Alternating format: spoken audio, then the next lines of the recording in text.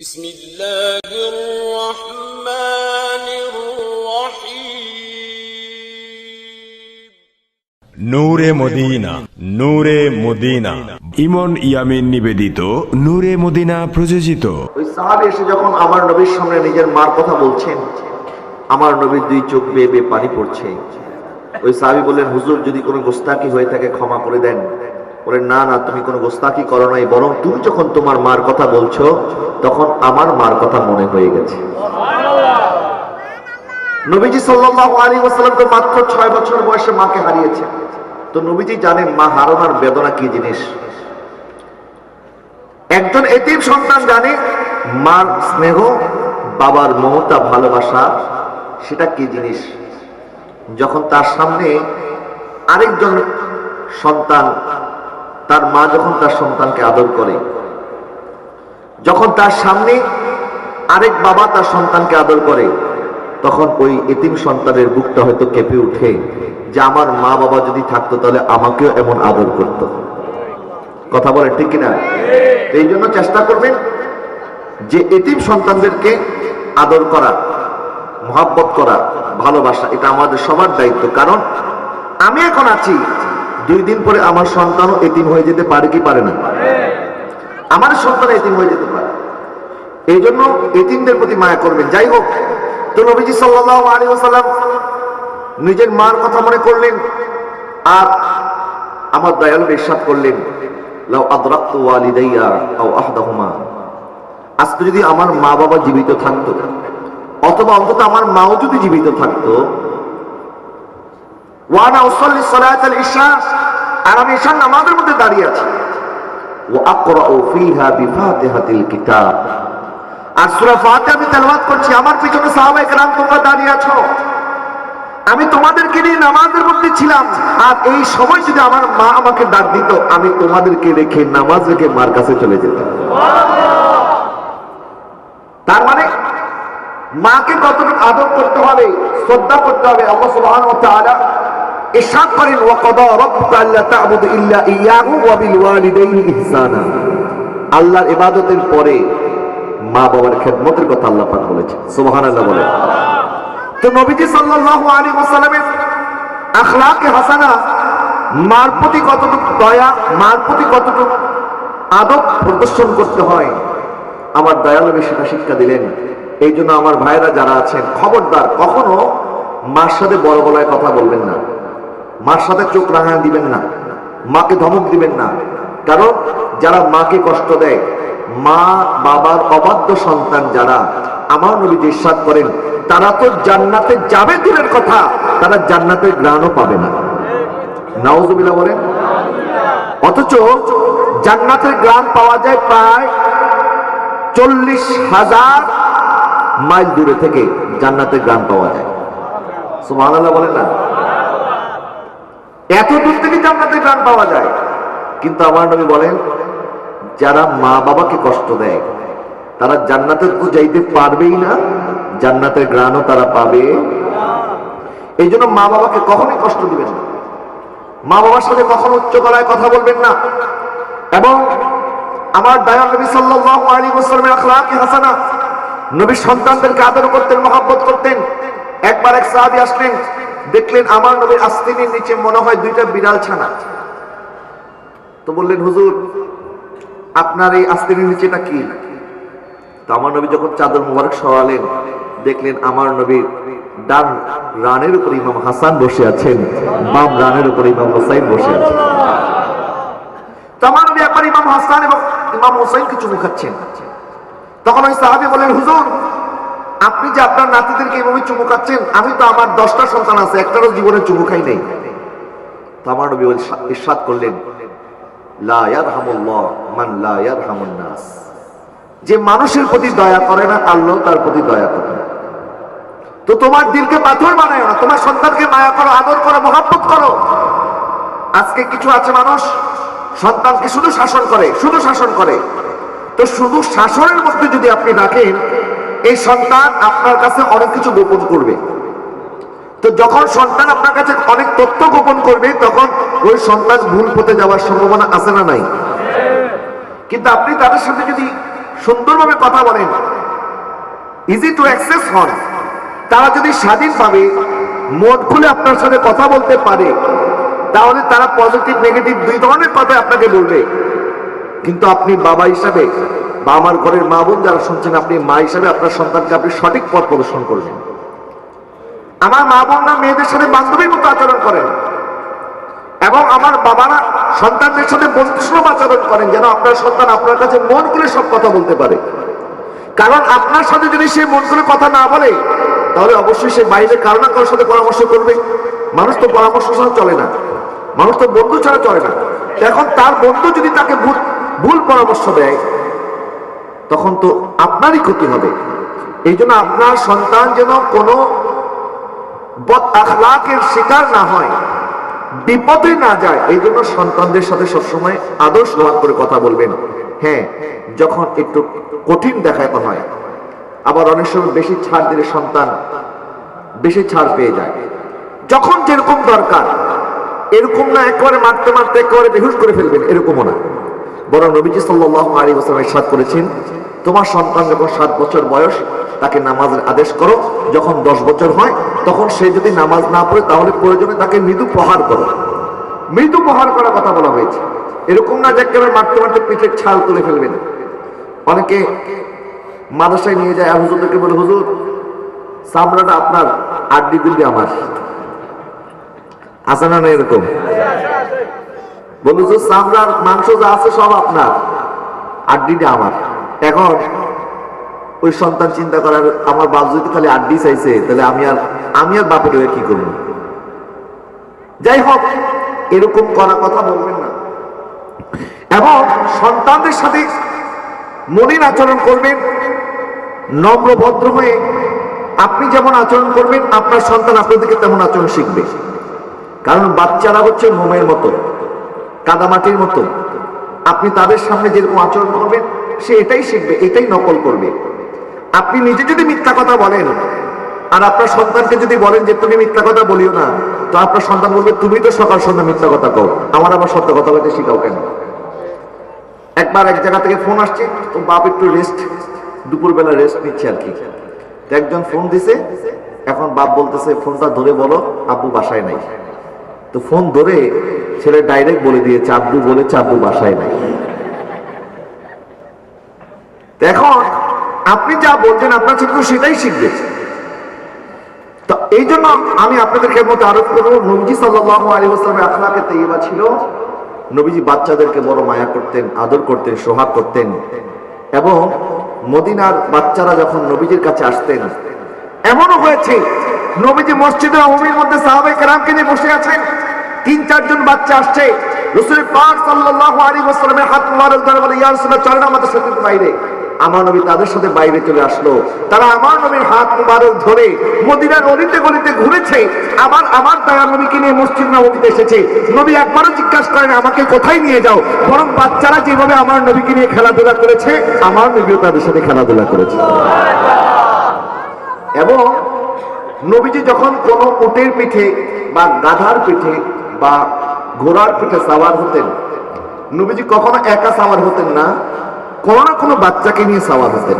সুবহানাল্লাহ বলেন। এমনকি নবীজি যখন মক্কা বিজয়ের দিন মক্কাতুল মুকাররমায় প্রবেশ করেন, তখনও নবীজির উট মুবারকের মধ্যে একটি বাচ্চা বসা ছিল।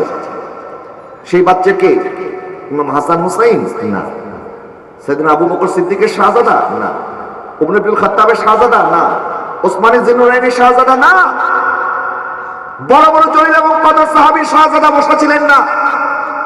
যেদিন মক্কা বিজয়ের দিন আমার দয়াল নবী মক্কায় প্রবেশ করছেন, গ্র্যান্ড এন্ট্রান্স, আমার দয়াল নবী যখন বিপুল সম্বোধনার সাথে মক্কাতুল মুকাররমায় প্রবেশ করছেন, আমার নবীর সাথে যে বসা ছিলেন, তিনি ছিলেন নবীজির পালক পুত্র, নবীজির দাস যায়েদ ইবনে হারেসা শাহজাদা ওসামা ইবনে যায়েদ রাদিয়াল্লাহু তাআলা। একজন গোলামের সন্তানকে আমার নবী পিঠের মধ্যে, উটের পিঠের মধ্যে বসে আমার দয়াল নবী এটাই প্রমাণ করে দিলেন, আমি নবীর সামনে আবু বকরের শাহজাদা যেমন, আমার গোলামের শাহজাদাও তেমন। আমার শাহজাদা যেমন, আমার গোলামের শাহজাদাও। সুবহানাল্লাহ বলেন না। এই উসামা ইবনে যায়েদ যখন আরো ছোট ছিলেন, নবীজি সাল্লাল্লাহু আলাইহি ওয়াসাল্লাম একবার বসে বসে উসামা ইবনে যায়েদের নাক পরিষ্কার করে দিচ্ছে। তো আয়েশা সিদ্দিকা রাদিয়াল্লাহু তাআলা দেখার পরে বললেন, ইয়া রাসূলুল্লাহ, আপনি, আমি যেভাবে সন্তানদেরকে মায়া করি তুমিও সেরকম মায়া করো, এবং তার নাক আমাকে পরিষ্কার করতে দাও। নবীজি সাল্লাল্লাহু আলাইহি ওয়াসাল্লাম শুধুমাত্র সন্তানদেরকে নয়, যারা খাদেম ছিল, খেদমত করতেন, তাদেরকে আমার দয়াল নবী এত মায়া করতেন।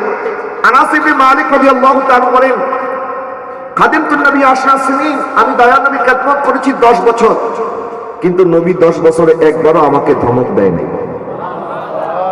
একবারও এই কথা বলে নাই আমি তোমাকে এই কাজটা এইভাবে করতে বলেছি, তুমি এইভাবে কেন করেছো, এইভাবে কেন করেছো এটাও জিজ্ঞাসা করে নাই। সুবহানাল্লাহ বলেন।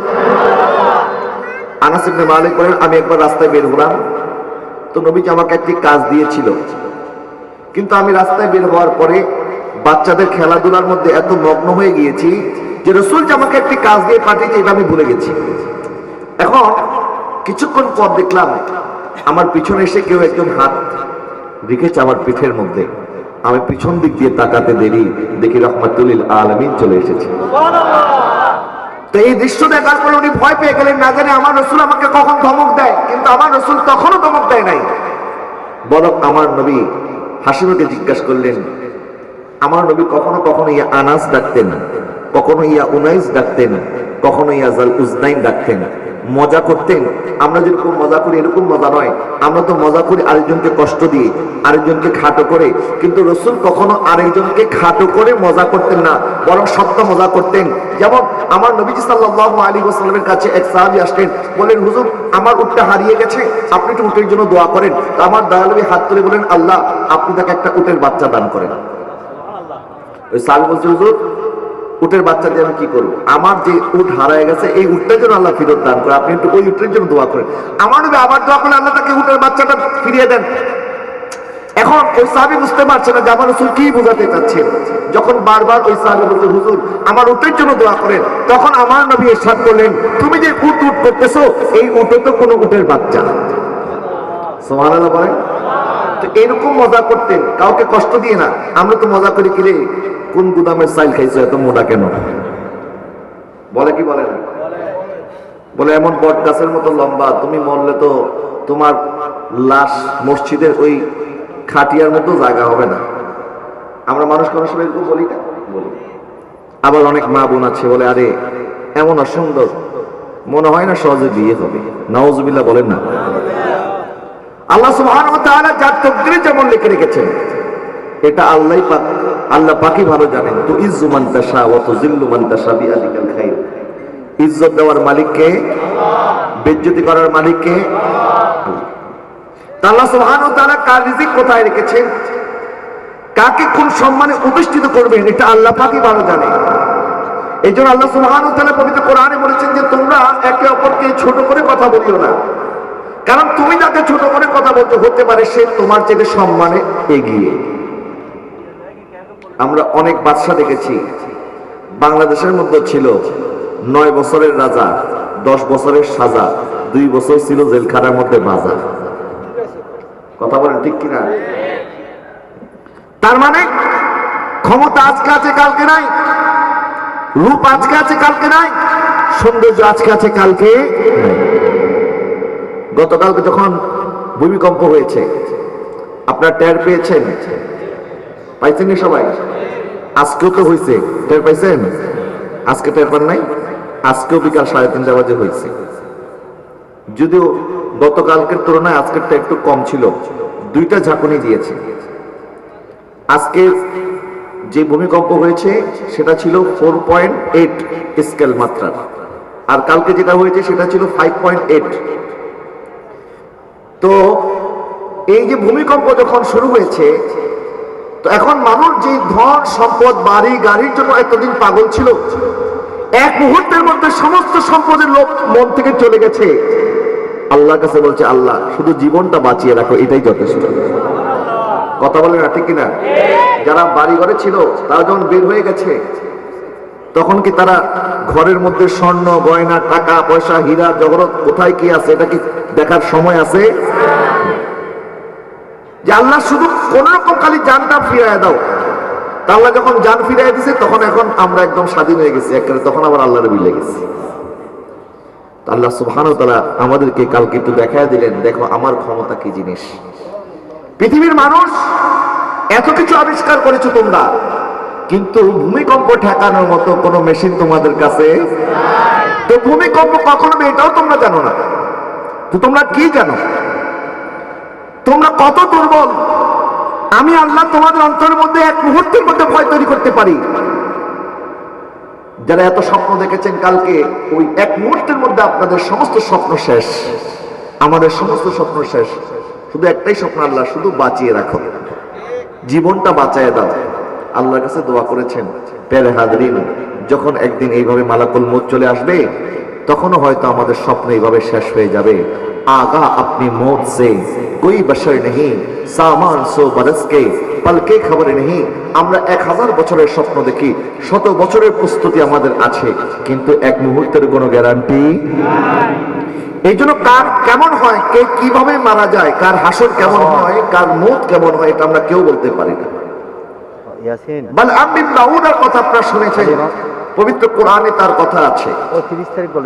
যে বনি ইসরাইলের একজন মুস্তাজাবুদ দাওয়াত ওলি ছিল, বড় বুজুর্গ ছিল। আল্লাহর কাছে হাত তুলতে দেরি হতো, তার দোয়া কবুল হতে দেরি হতো না। কিন্তু সে নবী মুসা আলাইহিস সালামকে একবার বদদোয়া করে ফেলেছে। নাউজুবিল্লাহ বলেন, আরো জোরে বলুন না নাউজুবিল্লাহ। বনি ইসরাইলের মুস্তাজাবুদ দাওয়াত ওলি মুসা আলাইহিস সালামকে বদদোয়া করার কারণে আমার আল্লাহ পবিত্র কোরআনে তার মিসাল দিয়েছেন কুকুরের মতো। তার উদাহরণ হচ্ছে কুকুরের মতো। কিসের মতো? কুকুরের মতো। এক সময় বড় ওলি ছিল, কিন্তু তার ঈমানের সাথে মওত হয় নাই, কুকুরের মতো মারা গেছে। কিছুদিন আগে আপনারা দেখেছেন পেপার পত্রিকায় বা ফেসবুকের মধ্যে এখনো ভাসতেছে, কাবা শরীফের ইমাম ছিল, ইউটিউবের মধ্যে তার কান্না জড়িত কণ্ঠে তেলাওয়াত এখনো পাওয়া যাচ্ছে, কিন্তু সে কিছুদিন আগে সিনেমার মধ্যে অভিনয় করেছে। আরো জোরে বলুন না নাউজুবিল্লাহ। 2010 সালে সে ফতোয়া দিয়েছে গান বাজনা করা নাকি জায়েজ। গত বছর যখন সৌদি প্রিন্স ঘোষণা করেছে যে আমরা আধুনিক সৌদি আরব গঠন করব, আধুনিক সৌদি আরব গঠন করার নামে তারা সৌদি আরবের মধ্যে বার চালু করে দিয়েছে, জুয়া চালু করেছে, সমুদ্রের মধ্যে মহিলারা ছোট ছোট পোশাক পরে হাঁটাহাঁটি করবে সেগুলি তারা উন্মুক্ত করে দিয়েছে, নারীদেরকে গাড়ি চালানোর জন্য লাইসেন্স দিয়েছে, এরকম করে আরো অনেক কাজ করেছে। তো এই কাজগুলিকে বৈধতা দেওয়ার জন্য এই ব্যক্তি, এই কাবা শরীফের ইমাম, সে ফতোয়া দিয়েছে যে জুয়া খেলা নাকি জায়েজ আছে।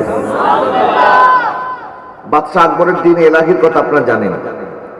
দিনে এলাহি যখন বাদশাহ আকবর ঘোষণা করে, তখন কাদের মাধ্যমে ঘোষণা করেছিল? তখন তার মন্ত্রী পরিষদের মধ্যে বড় বড় আলেম ছিল, এবং এই আলেমদের মধ্যে এমন একজন আলেম ছিল যে কিনা পবিত্র কোরআনের সূরা ফাতিহা থেকে সূরা নাস পর্যন্ত পবিত্র কোরআনের তাফসীর লিখেছে, এমন অক্ষর দিয়ে তাফসীর লিখেছে যে অক্ষরের মধ্যে কোনো নোক্তা ছিল না। এত বড় আলেম ছিল, কিন্তু বাদশাহ আকবরের দিনে এলাহিকে বৈধতা দিয়েছিল। আর সেই বাদশাহ আকবরের দিনে এলাহির বিরুদ্ধে যিনি বিদ্রোহ জিহাদ ঘোষণা করেছিলেন, তিনি হয়েছেন মুজাদ্দিদে আল ফিসানি। সুবহানাল্লাহ বলেন না। তাইলে বোঝা গেল কাবা শরীফের ইমাম, যদিও সে এক সময় কাবা শরীফের ইমাম ছিল, কিন্তু এখন তার কর্মকাণ্ড বোঝা যাচ্ছে তার মতটা ইমানের উপরে হতে পারে না। এখন এই কথাগুলি বলার উদ্দেশ্য হচ্ছে যে কার আখিরাত কেমন হবে, কার মত কেমন হবে, কার আগামীকাল কেমন হবে, এটা আমি আর আপনি এখন বসে বসে বলতে পারবো? এমন হতে পারে যে আল্লাহ যদি চায় এখন আমি আপনাদের সামনে সুন্দর কথা বলছি, কালকে অন্যরকম হয়ে যেতে পারি। হেদায়েত দেওয়ার মালিকও কে? গোমরাহ করার মালিকও। এখন আল্লাহর কাছে সাহায্য চাইতে হবে। এই জন্য নবীজি সাল্লাল্লাহু আলাইহি ওয়াসাল্লাম আমাদেরকে দোয়া শিক্ষা দিয়েছে, রব্বানা লা তুযিগ কুলুবানা বা'দা ইয হাদাইতানা ওয়া হাব লানা মিন লাদুনকা রাহমাতান ইন্নাকা আনতাল ওয়াহ্হাব। যে আল্লাহ একবার হেদায়েত দেওয়ার পরে ওই হেদায়েতকে আর ছিনিয়ে নিয়েন না। সুবহানাল্লাহ বলেন না। আল্লাহর কাছে সবসময় হেদায়েত তলব করবেন, তাকওয়া তলব করবেন, পরহেজগারিতা চাইবেন যে আল্লাহ তুমি আমাকে তাকওয়া দান করো, পরহেজগারিতা দান করো। তোমার নূর আমাকে দান করো, তোমার হাবিবের সুন্নাত অনুযায়ী চলার আমল করার তৌফিক দান করো। নবীজি আমাদেরকে দোয়া শিক্ষা দিয়েছেন, নবীজিও সকাল সন্ধ্যা এই দোয়া পাঠ করতেন, ইয়া মুকাল্লিবাল কুলুব সাব্বিত কলবি আলা দীনিক, হে কলবের উপরে রাজত্ব করনেওয়ালা, আপনি আমার নামাজে আরেকজনকে বেনামাজি মনে করবেন না, বরং নিজে নামাজ পড়ার পরও নিজেকে গুনাহগার মনে করবেন যে আমি বড় তাপী, বড় পাপী। কারণ হযরত আলী রাদিয়াল্লাহু তাআলা উনি বলেন যে ইবাদত করার পরে তোমাদের ভিতরে গুরুর চলে আসে, অহংকার চলে আসে, ওই ইবাদতের চাইতে গুনাহ করার পরে আল্লাহর ভয় চলে আসে, ওই গুনাহ করা উত্তম। গুনাহ করা উত্তম, যে গুনাহ করার পরে আল্লাহর ভয় আসে। ইবাদত করার পরে আল্লাহর ভয় দূর হয়ে যায়, অহংকার তৈরি হয়। এই ইবাদতের চাইতে ওই গুনাহ করে আল্লাহকে ভয় করা উত্তম। সুবহানাল্লাহ বলেন না? তো এই জন্য আপনি ইবাদত যা করবেন আল্লাহর জন্য করবেন। ইন্না সলাতি ওয়া নুসুকি ওয়া মাহইয়ায়া ওয়া মামাতি লিল্লাহি রাব্বিল, আমাদের নামাজ আল্লাহর জন্য, রোজা আল্লাহর জন্য, কুরবানি আল্লাহর জন্য, জীবন আল্লাহর জন্য এবং মৃত্যু কার জন্য? আল্লাহর জন্য। নবীজি সাল্লাল্লাহু আলাইহি ওয়াসাল্লাম যখন কারোর সাথে কথা বলতেন এটা দেখতেন না কে ধনী কে গরিব, কে সাদা কে কালো, বরং যখন বিদায় নবীজি যখন মক্কা বিজয়ের দিন খানায় কাবা তাওয়াফ করার সময় যখন আজানের কথা স্মরণ হলো, আজান কে দিবে, বড় বড় সাহাবায়ে কেরামের মনে মনে খেয়াল, আজকে হয়তো যেহেতু বিশেষ দিন আমার নবী হয়তো আজান দেওয়ার জন্য আমাকে বলবে, আরেকজন মনে মনে ভাবলো আমাকে বলবে, কিন্তু ওই দিন আমার নবী বলে না না না, আমার মুয়াজ্জিন বেলালই আজান দিবে। অথচ বেলাল রাদিয়াল্লাহু তাআলা জামানের মধ্যে লোকমান ছিল, ওনার জিহ্বাটা একটু ছোট ছিল, কালো ছিল, যার কারণে ওনার আওয়াজ বেশি দূর যেত না এবং উনি আশহাদু উচ্চারণ করতে পারতেন না, আসহাদু উচ্চারণ করতেন। কিন্তু হযরত বেলালের আসহাদুটাই আল্লাহ দরবারে আশহাদু হিসেবে পরিগণিত হতো। এবং নবীজি বললেন, বেলাল এতদিন তুমি মাটির মধ্যে দাঁড়িয়ে আজান দিয়েছো, আর আজকে আমি নবী তোমাকে বললাম তুমি খানে কাবার উপরে আজান দাও। যে বেলাল রাদিয়াল্লাহু তাআলা আনহু তেমন বংশীয় পরিচয় নাই, দেখতে কালো ছিলেন, হাবশা থেকে এসেছেন, মক্কার অধিবাসী নয়, উনি আরবি নয়, উনি আজমি ছিলেন, কিন্তু আমার নবী ওনাকে সম্মান দেওয়ার মাধ্যমে এটাই প্রমাণ করে দিলেন আমার উম্মতের মধ্যে আরবদের উপরে অনারবদের উপরে আরবিদের কোনো প্রাধান্য নাই, কালোর উপরে সাদার কোনো প্রাধান্য নাই, আমার উম্মতের মধ্যে ধনী গরিবের উপরে ধনীর কোনো প্রাধান্য নাই, বরং ইন্না আকরামাকুম ইনদাল্লাহি আতকাকুম, তোমাদের মধ্যে যাদের অন্তরে তাকওয়া বেশি আমার আল্লাহর দরবারে তার ইজ্জত বেশি। বেলাল রাদিয়াল্লাহু তাআলা তাকওয়ার কারণে আল্লাহ সুবহানাহু ওয়া তাআলা তাকে এত বুলন্দি মর্তবা দিয়েছেন। আমার নবী যখন মেরাজ থেকে ফিরলেন, মেরাজ থেকে ফিরার পরে হযরত বেলালকে বলে, বেলাল আমি জান্নাতে যাওয়ার পরেও তোমার পায়ের আওয়াজ শুনতে পেয়েছি। বলে, বেলাল তোমাকে বাসারা তুমি জান্নাতে যাবে। বলে, হুজুর আমি কি আপনার উম্মতের আগে জান্নাতে যাব? বলে, হ্যাঁ তুমি আমার উম্মতের আগে জান্নাতে যাবে। বলে, হুজুর আমি কি আলীর আগে জান্নাতে যাব? বলে, হ্যাঁ তুমি আলীর আগে জান্নাতে যাবে। বলে, হুজুর আমি কি ওসমানের আগে জান্নাতে যাব? বলে, তুমি ওসমানের আগে জান্নাতে যাবে। বলে, হুজুর আমি কি ফারুক আজমের আগে জান্নাতে যাব? বলে, হ্যাঁ তুমি ফারুক আজমের আগে জান্নাতে যাবে। বলে, হুজুর আমি কি সিদ্দিক আকবর আগে জান্নাতে যাব? বলে, হ্যাঁ তুমি সিদ্দিক আকবরের আগেই জান্নাতে যাবে। এরপর বলে, হুজুর আমি কি সমস্ত নবীদের আগে জান্নাতে যাব? বলে, হ্যাঁ আদম থেকে ইসলাম পর্যন্ত সমস্ত নবীর আগে তুমি জান্নাতে প্রবেশ করবে। এরপরে আমার দয়ার নবীর কদমে বললেন, হুজুর আপনার কদমে আমার শেষবারের মতো জানার আগ্রহ, হুজুর আমি কি আপনার আগে জান্নাতে যাব? তো আমার নবী বললেন, হ্যাঁ বেলাল তুমি আমারও আগে জান্নাতে প্রবেশ করবে। আর একটু জোরে বলুন না সুবহানাল্লাহ। হযরত বেলাল রাদিয়াল্লাহু তাআলা বলেন, ইয়া রাসূলুল্লাহ আমার দ্বারা এই গুস্তাখি হবে না, আমি কি করে আপনি নবী রাহমাতুল লিল আলামিন জান্নাতের মালিকের আগে জান্নাতে প্রবেশ করব? আপনি তো মালিকের জান্নাত, আপনি আগে যাবেন, আমি তো আপনার গোলাম, তারপরে আমি যাব। আমার নবী বলে, না বেলাল একবার খতমে নবুয়তের জবান দিয়ে যে কথা বের হয় এই কথা কখনো ফেরত না আসে। বলে, হুজুর আমি কি করে আপনার আগে জান্নাতে যাব? আমার নবী ইরশাদ করলেন, বেলাল শুনে রাখো, যখন আমি জান্নাতে প্রবেশ করব তখন আমি একটি উটের পিঠে সওয়ার হব, ওই সওয়ারের লাগাম থাকবে তুমি বেলালের হাতে, তুমি লাগাম ধরে ধরে আগে আগে জান্নাতে প্রবেশ করবে, আমি পিছনে পিছনে জান্নাতে প্রবেশ করব।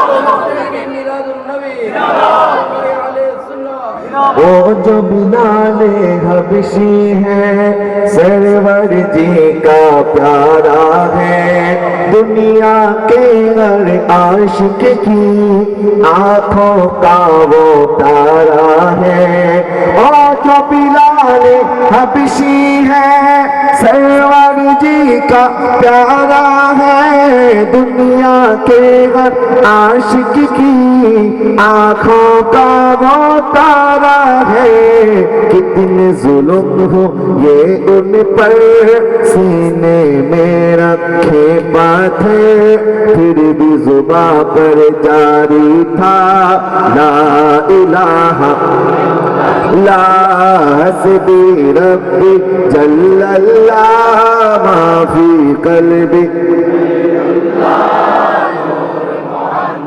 सल्लल्लाहु ला इलाहा इल्लल्लाह जोरे हस्बी रब्बी जल्लल्लाह मा फी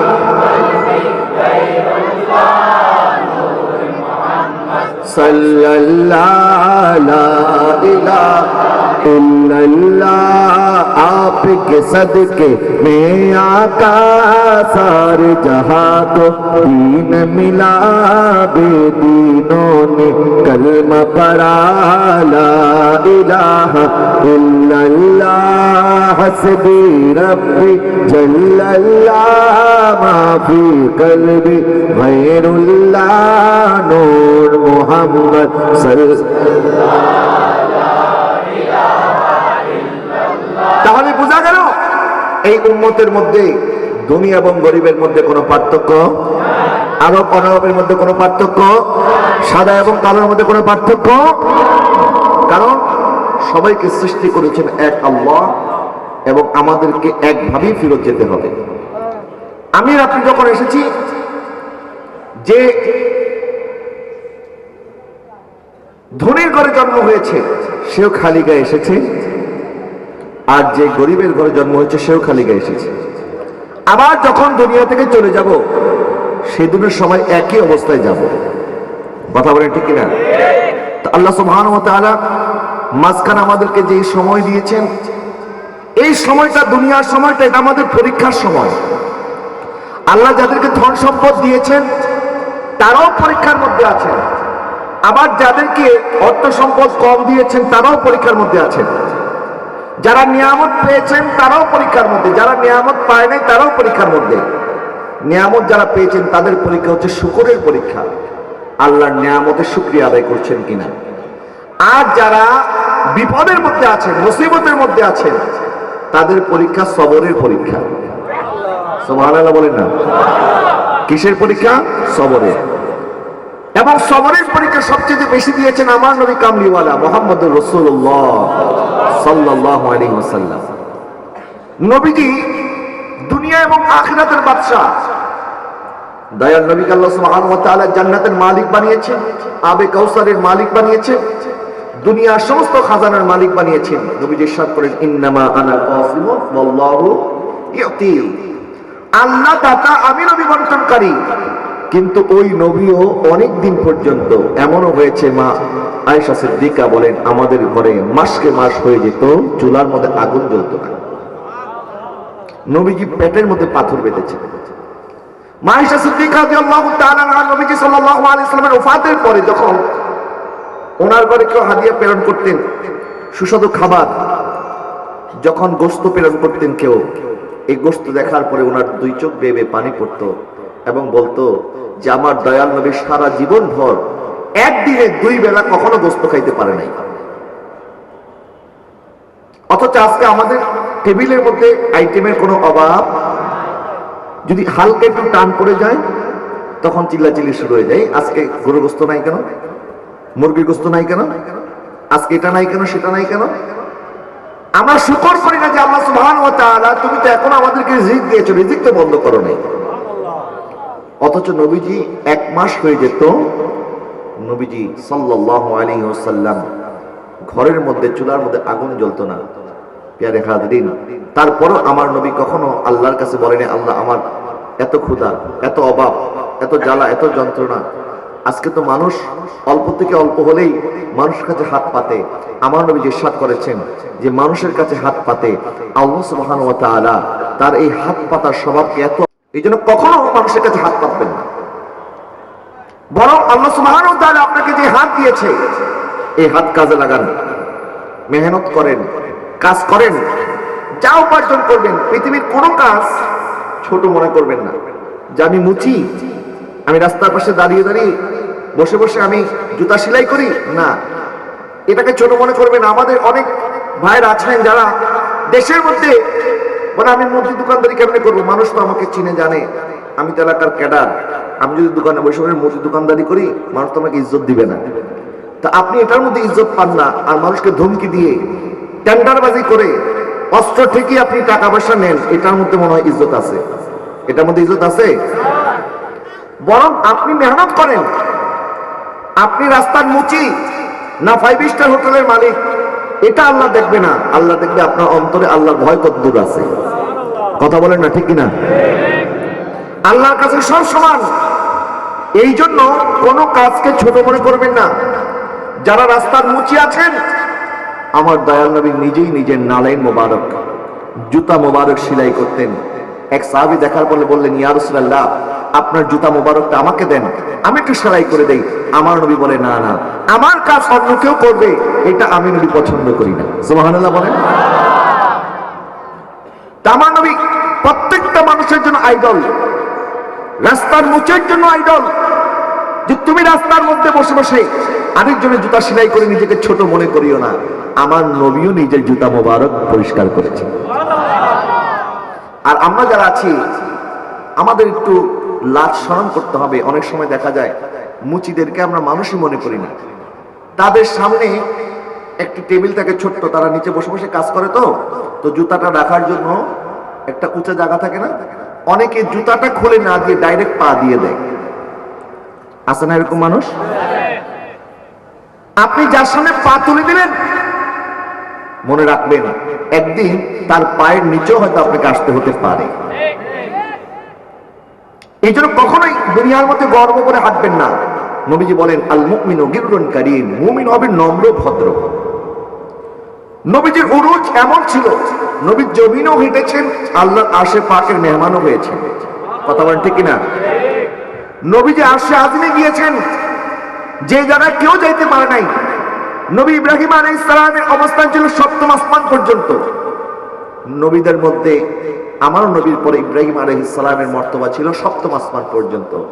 আলা হযরত বলেন, आसमानों ही पर सब नबी रह गए, अर्श आजम पे पहुंचा, बोले ना अर्श आजम पे पहुंचा আমার নবী। আজকে যদি কেউ প্রাইম মিনিস্টারের সাথে সাক্ষাৎ করে আসেন, কালকে থেকে তার পাটা মনে হয় জমিনে থাকবে না, এমন একটা বাপসাপ লয়ে চলাফেরা করবে। যদি একজন ভিভিআইপি মানুষের সাথে কেউ সেলফি তুলে আর মানুষের দেখায়, দেখো কার লগে সেলফি তুলে আইছি, বেশি কথা বলে খবর আছে। আর আমার দয়াল নবী রাহমাতুল আলামিন আসলেন আরশে আযিমের মেহমান হয়ে। আরশে আযিমের মেহমান হয়ে যখন দয়াল নবী আসলেন, নবীজি তখনও জমিনের মধ্যে ঝুঁকে ঝুঁকে হাঁটতেন, গড্ডা কুচা করে হাঁটতেন না, কাঁধ হেলিয়ে দুলিয়ে হাঁটতেন না, মাটির দিকে তাকিয়ে হাঁটতেন। বলতেন, এই মাটির মালিকও তো আমার আল্লাহ, এই জমিনের মালিক কে? আমার নবী যে এত নম্র ছিলেন, ভদ্র ছিলেন, নিজেকে ছোট মনে করতেন, তা আমার নবীর ইজ্জতকে আল্লাহ কমাই দিয়েছেন না বাড়াই দিয়েছেন? কেমন বাড়িয়েছেন? ওয়ারাফা'না লাকা যিকরাক। যে নিজের ইজ্জতকে কমায়, আমার আল্লাহ তার ইজ্জতকে বাড়ায়।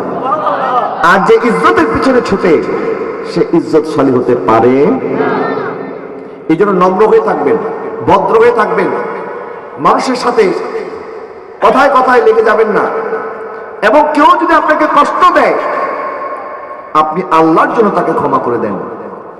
আমার দয়াল নবী সাল্লাল্লাহু আলাইহি ওয়াসাল্লাম ইরশাদ করেন, যখন দুই ভাইয়ের মধ্যে দ্বন্দ্ব হয়, কথা কাটাকাটি হয়, মনোমালিন্য হয়, এই দুইজনের মধ্যে প্রথম যে ক্ষমা করে দিতে পারে, আমার আল্লাহ তাকে আগে জান্নাত দান করবে।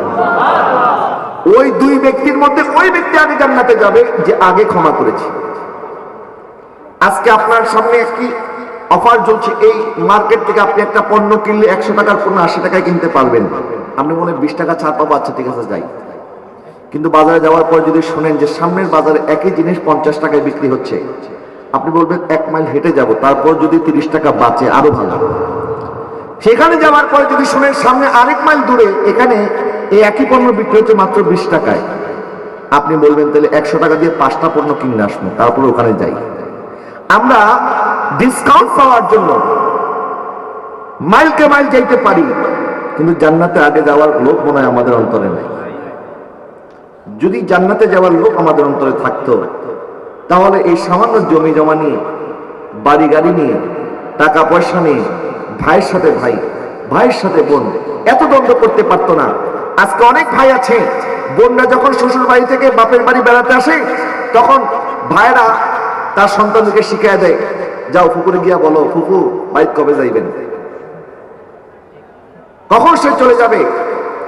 এবং বোনরা যখন তাদের নিজের অধিকার ভাইদেরকে বলে, ভাই আমার যে ন্যায্য অধিকার আছে আমাকে এটা বুঝাই দাও, তখন অনেক ভাইয়েরা আছে বলে, যা দিছি দিছি, বেশি চাইলে তখন বাপের বাড়িও আসতে পারবি না। নাউজুবিল্লাহ বলেন না? এরকম বলে কি বলে না? একটু জোরে বলেন, বলে কি বলে না? আল্লাহ পাক বলছেন, ইজা জুলজিলাতিল আরদু জিলজালাহা ওয়া আখরাজাতিল আরদু আসকালাহা ওয়া ক্বালাল ইনসানু মা লাহা। যখন জিলজাল হবে তখন জমিনের সমস্ত সম্পদ বের হয়ে আসবে। মানুষ বলবে এটা কি হচ্ছে। কালকে যখন ভূমিকম্প হয়েছে, কেউ মনে করেছেন যে কি হচ্ছে, আমার মাথা মনে চক্কর দিচ্ছে, মনে আমি ভুল দেখতেছি। আবার কেউ কেউ মনে করেছেন যে কেউ মনে হয় আমার ডাক্তার দিচ্ছে, কোনো ভূত বা জিন মনে হবে আর কি। কালকে একজন খুব মজার কথা বলেন, হুজুর আমার বউ আমার সাথে এমন রাগ। বলে কেন রাগ? বলে যখন ভূমিকম্প হচ্ছে তখন আমার বউ বলতেছে, এই খাট এত লড়াইতেছো কেন? এখন এক একজন মানুষ এক এক রকম চিন্তা ভাবনা করেছে, কিন্তু যখন সবাই দেখলো যে আসলে এটা ভূমিকম্প, তো আল্লাহ পাক বলছেন যখন ভূমিকম্প হবে, প্রবল ভূমিকম্প, অর্থাৎ কিয়ামত যখন হবে, এবং কিয়ামতের সময় যখন মাটি তার ভিতর থেকে যত জিনিস আছে সব বের করে দিবে, তখন মানুষ বলবে আর এগুলি কি হচ্ছে, এটা কি জিনিস, এই জমিনের নিচে এই সম্পদ থেকে আসলো, স্বর্ণ রূপা টাকা পয়সা হীরা জহরত যা আছে সব বের হয়ে যাবে। কিন্তু ওই দিন মানুষ ওই সম্পদের দিকে তাকায়ও দেখবে না, কারণ কালকে যখন ভূমিকম্প হয়েছে তখন মানুষ জান বাঁচানোর চিন্তায় ছিল, সম্পদ রক্ষায় চিন্তায়। ঠিক আল্লাহ পাক সেরকম আরেকটি মহাপ্রলয় ভূমিকম্প আমাদেরকে দেখাবেন যেদিন কিয়ামত হবে। সেদিন মানুষ সম্পদের দিকে তাকাবেও না। সুতরাং আমার আপনার সম্পদ কোনোই কাজে আসবে না। ইয়াউমা লা ইয়ানফাউ মালুন ওয়ালা বানুন ইল্লা মান আতাল্লাহা বিকলবিন সালিম। আমার সম্পদ সন্তান কাজে আসবে না, আল্লাহ পাক বলে, যাদেরকে আমি পবিত্র আত্মা দান করেছি এই পবিত্র আত্মা কাজে আসবে। আরো জোরে বলেন না সুবহানাল্লাহ। বলেন কি কাজে আসবে? পবিত্র আত্মা, যে আত্মার মধ্যে আমি আল্লাহর ভয় আছে, দুনিয়ার লোভ নাই, মানুষের প্রতি হিংসা নাই, বিদ্বেষ নাই, মানুষের সাথে মারামারি নাই, কাটাকাটি নাই, মানুষকে ঠকানোর কোনো চিন্তা নাই। আমি আল্লাহর ভয় যাদের অন্তরে আছে, ওই পবিত্র আত্মা কাল কিয়ামতের ময়দানে কাজে আসবে। সুবহানাল্লাহ বলেন। এই পবিত্র আত্মা আমরা কি করে অর্জন করব? আমার রাসূলের সুন্নাহ যদি আমরা মানি, নবীদের জীবন আদর্শ, 63 বছর শুধুমাত্র মনে করলে হবে না যে ছোট্ট একটি সময়, বরং এই 63 বছরের মধ্যে আমার আল্লাহ সৃষ্টি শুরু থেকে শেষ পর্যন্ত কিয়ামত পর্যন্ত একজন মানুষ কি করে চলবে, কি করে কামিয়াবি অর্জন করবে, আমার দয়াল নবীর জীবনের মধ্যে আল্লাহ সব দেখায় দিলেন। যে নবীজি সাল্লাল্লাহু আলাইহি ওয়াসাল্লাম আমাদের নবী হয়ে এসেছেন, আল্লাহ আমাদেরকে ভাগ্যবান বানিয়েছেন যে আমরা আদম আলাইহিস সালাম থেকে শুরু করে ঈসা আলাইহিস সালাম পর্যন্ত তাদের উম্মত হই নাই, বরং রাহমাতুল লিল আলামিনের উম্মত হয়েছি। যদিও আমরা এসেছি দুনিয়াতে পরে, জান্নাতে কিন্তু যাব সবার আগে। বলেন জান্নাতে যাব কি সবার? এবং নবীজি সাল্লাল্লাহু আলাইহি ওয়াসাল্লাম আল্লাহর কাছে দোয়া করেছেন যে আল্লাহ, যখন হাশরের ময়দান হবে আমাকে মিসকিনদের সাথে হাশরের ময়দানে উঠাবেন। কাদের সাথে? মিসকিনদের সাথে। কারণ দুনিয়ার মধ্যে মিসকিনদের মতো অসহায় আর কেউ নাই। এখন সে কাল আমি আর আপনি হয়তো আরাম বিস্তার মধ্যে ঘুমিয়ে থাকবো, কিন্তু অনেক রাস্তার মিসকিন আছে তারা হয়তো ঘুমানোর জন্য একটা বালিশও নাই, একটা কম্বল তো দূরের কথা, একটা কাঁথাও নাই। এই মিসকিন যদি আল্লাহর উপরে তাওয়াক্কুল করে, নবীর ভালোবাসা, আরো জোরে বলুন না সুবহানাল্লাহ। এবং নবী যে ইরশাদ করেন, ধনী উম্মতের চাইতে গরিব উম্মত 500 বছর আগে জান্নাতে প্রবেশ করবে। কয়শো বছর আগে? 500 বছর। তো এই জন্য ধন আল্লাহ দিয়েছেন, সম্পদ আল্লাহ দিয়েছেন, টাকা পয়সা বাড়ি গাড়ি আল্লাহ আমাদেরকে দিয়েছেন, কিন্তু এইগুলির উপর যাদের হক আছে, অধিকার আছে, যে গরিব মিসকিনের অধিকার আমার সম্পদের উপরে আছে, যাদের উপরে যাকাত ফরজ হয়েছে। যাকাত যদি ফরজ নাও হয়, যদি আপনার কোনো গরিব প্রতিবেশী অভাবে থাকে, অভুক্ত থাকে, তখন আপনার জন্য উচিত হবে আপনার উপরে যাকাত ফরজ না হলেও তাকে সাহায্য করা ফরজ। আপনার সামর্থ্য অনুযায়ী তাকে সাহায্য করা কি ফরজ। আপনি এটা মনে করার উপায় নাই যে আমি তো গরিব, আমার তো যাকাত ফরজ হয় নাই, তো আমি তাকে কেন দেব। বরং আল্লাহ আপনাকে যা দিয়েছেন আপনি সেখান থেকে দেন। প্রিয় হাজরিন, আল্লাহ পাক যেন আমাদেরকে আমার দয়াল নবী সাল্লাল্লাহু আলাইহি ওয়াসাল্লামের আখলাকে হাসানা মেনে আমাদের জীবনকে কামিয়াবি করার তৌফিক দান করে। সকলে বলুন আমিন। আপনাদের কাছে আরেকটি দরখাস্ত, গাউসে কমিটি বাংলাদেশ, আপনারা জানেন এই করোনার মধ্যে প্রায় 6000 করোনায় আক্রান্ত রোগীর লাশ কাফন দাফনে সহায়তা করেছে, আলহামদুলিল্লাহ বলেন। এবং যখন করোনা শুরু হয়েছে তখন থেকে, এমন নয় যে করোনা শেষ হয়ে গেছে, মানুষের ভিতর থেকে ডর ভয় উঠে গেছে, এখন কাজ শুরু করলাম না। যখন কেউ কাজ করে নাই, যখন ডাক্তাররা পর্যন্ত রোগীদেরকে দেখে নাই, যখন মানুষের কাছে 1000 কোটি টাকা ছিল কিন্তু আইসিইউ বেড ছিল না, গাউসিয়া কমিটি তখন থেকে কাজ শুরু করেছে এবং এখনো করে যাচ্ছে। প্রায় 40,000 মানুষকে অক্সিজেন সেবা দিয়েছে, 10টি অ্যাম্বুলেন্স দিয়ে নিরবিচ্ছিন্নভাবে মানুষকে সেবা করছে এখন পর্যন্ত। এরকম অনেক কাজ গাউসিয়া কমিটির ভাইরা করতেছে। আপনারা আমার ভাইদের জন্য দোয়া করবেন। দয়াল নবীজি সাল্লাল্লাহু আলাইহি ওয়াসাল্লামের আখলাকে হাসানা, এটা আল্লাহ সুবহানাহু ওয়া তাআলার এমন বড় নিয়ামত, যে নিয়ামত আল্লাহ পাক যাদেরকে দান করেছে তারা দামি হয়ে গেছে। যাদের ভিতরে রাসূলের পাকের সুন্নাত, মুহাব্বত, ইত্তেবা, অনুসরণ আছে, তারা সাধারণ থেকে অসাধারণ হয়ে গেছে। আবু বকর থেকে সিদ্দিক আকবর হয়ে গেছে, ওমর থেকে ফারুক আজম হয়েছে, ওসমান থেকে জিন্নুরাইন হয়েছে, আলী থেকে আসাদুল্লাহ আল্লাহর বাগ হয়ে গেছে। সুবহানাল্লাহ।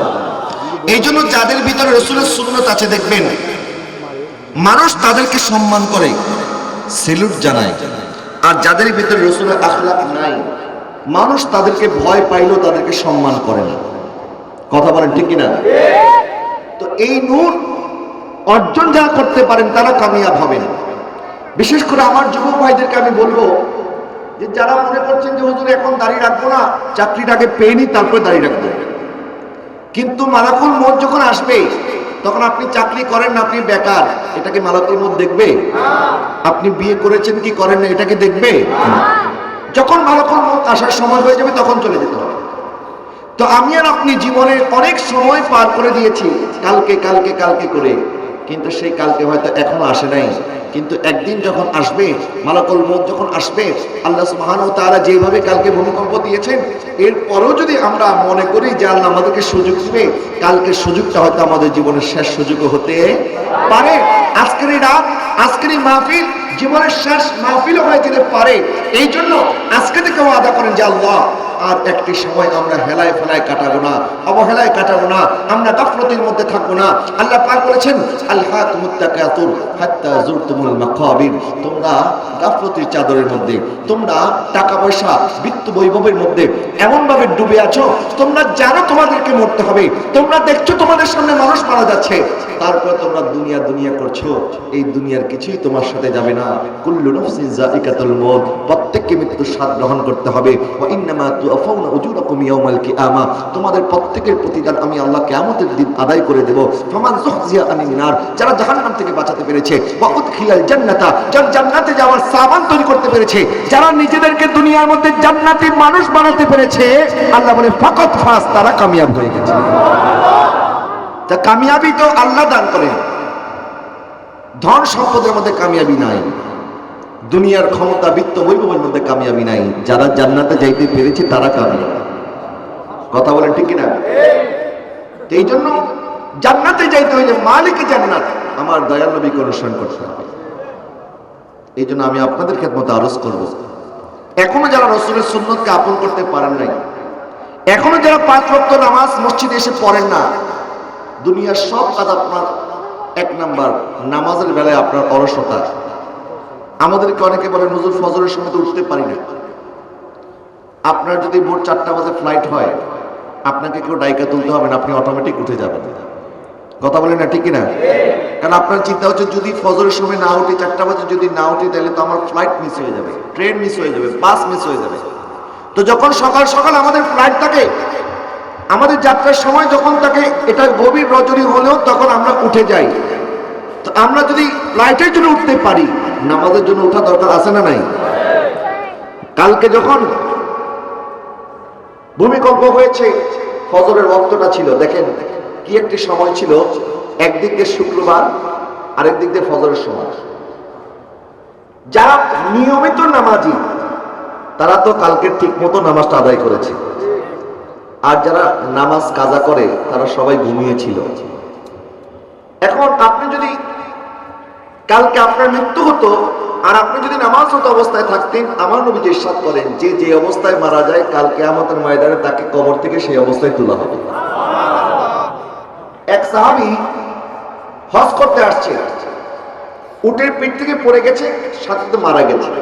তো নবীজি বললেন, এই হাজী সাহেব আমার সাথে হজ করার জন্য এসেছে, তো তাকে তোমরা এই ইহরাম পরিধান অবস্থায় তাকে এখনই কবরস্থ করো, কারণ যে যে অবস্থায় মারা যায় কাল কিয়ামতের ময়দানে সে সেই অবস্থায় উঠবে।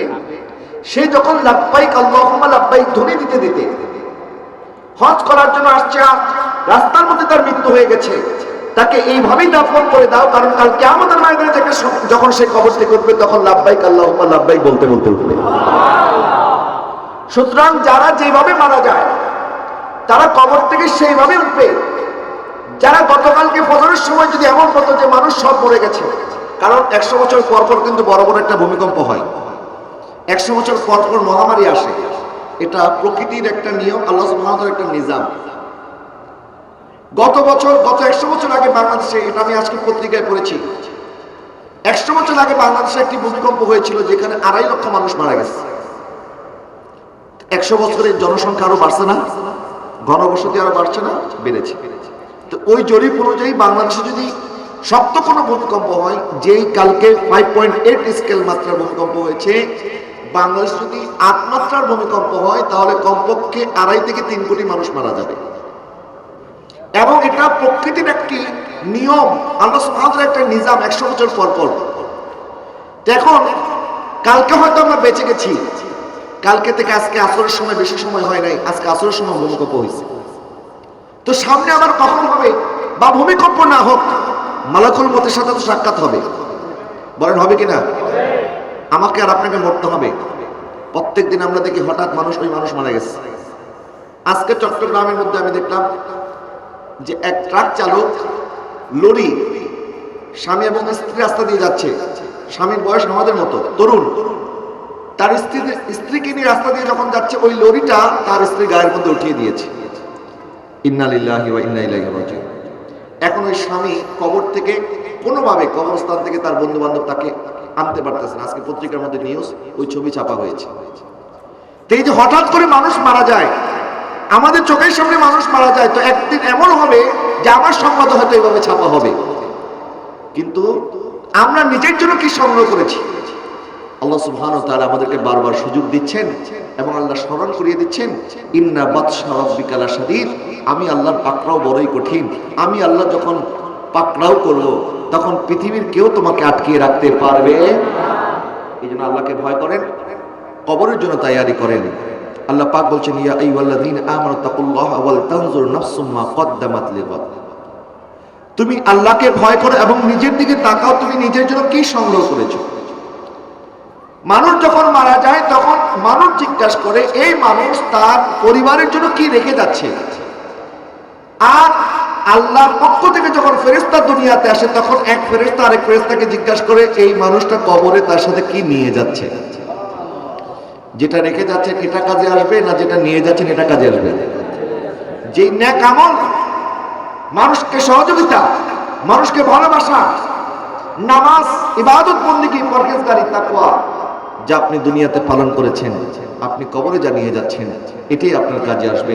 তো আল্লাহ যেন আমাদেরকে কামিয়াবি জিন্দেগি দান করে, সকলে বলুন আমিন। এবং জীবনের বাকিটা সময় আমার দয়াল নবীর সুন্নাহ অনুযায়ী চলার তৌফিক দান করে। এই দুনিয়া খুবই সামান্য, তুচ্ছ একটি জায়গা। ওয়ামাল হায়াতুদ দুনিয়া ইল্লা মাতাউল গুরুর, ধোঁকা ছাড়া কিছুই নয়। এই জন্য এক শায়ের বলেছেন, ये दुनिया रूठ जाए टूट जाए कुछ नहीं परवाह, न छोटे हाथ से दामन तुम्हारा या न छोटे हाथ से दामन तुम्हारा या। আমরা দুনিয়ার সব ছাড়তে রাজি আছি, কিন্তু আল্লাহ রসুলকে ছাড়তে রাজি। বলেন হাত তুলে বলেন আল্লাহ রসুলকে ছাড়তে রাজি। আল্লাহ যেন আমাদেরকে কবুল করে, সকলে বলেন আমিন। আখির দাওয়ানা আলহামদুলিল্লাহি রাব্বিল আলামিন। আসসালাতু ওয়াসসালাম।